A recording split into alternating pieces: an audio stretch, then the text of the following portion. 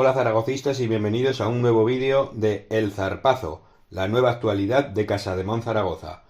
Hoy tenemos 3 noticias, y es que se para la Liga por 3 semanas para la disputa de la Copa del Rey y las ventanas FIBA de selecciones, y el Casademón se activa la actualidad.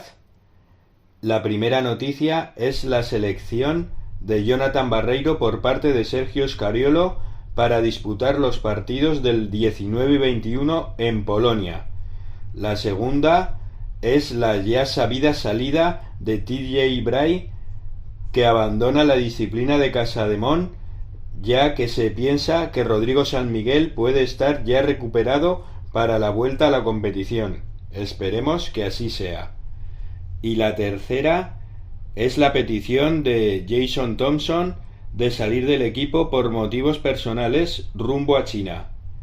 Estas 2 salidas vendrán muy bien en lo económico, pero mal en lo deportivo, ya que restan potencial al equipo y no se descarta alguna incorporación en el juego interior.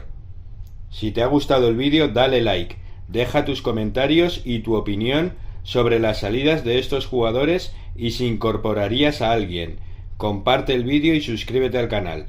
También puedes seguirnos en redes sociales y ponerte en contacto con nosotros. Aupa Zaragoza y nos vemos en el próximo vídeo.